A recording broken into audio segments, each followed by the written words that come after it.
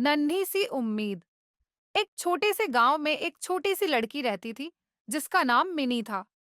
Mini का दिल बहुत बड़ा था, लेकिन उसकी उम्र अभी बहुत छोटी थी।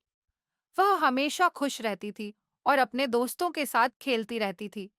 उसका सबसे प्रिय खेल गुब्बारे उड़ाकर उन्हें आसमान में भेजना था।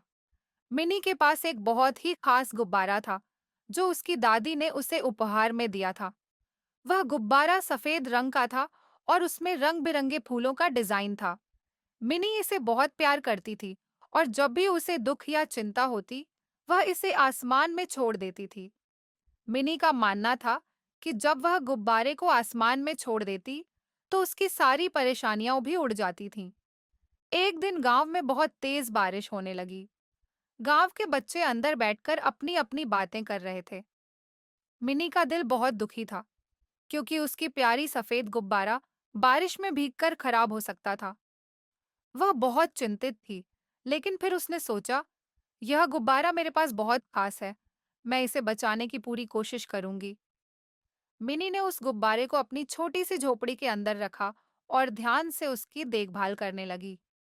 अगले दिन जब सूरज निकला, तो मिनी ने देखा कि उसका गुब्बारा बिल्कुल ठीक था। उसने खुशी के मारे उसका गला लगाया और सोचा, जब हमें किसी चीज से सच्चा प्यार होता है, तो वह चीज हमें कभी नुकसान नहीं पहुंचाती।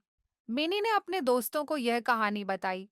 उन्होंने समझा कि जब हम किसी चीज की सही तरीके से देखभाल करते हैं, तो वह हमें हमेशा खुशियां देती है। मिनी ने भी यही सीखा कि अपनी छोटी-छोटी खुशियों को भी संजोकर रखना चाहिए, क्योंकि वे जीवन की बड़ी खुशी का हिस्सा बनती हैं। यह कहानी हमें यह सिखाती है कि उम्मीद और प्यार से हम किसी भी मुश्किल का सामना कर सकते हैं।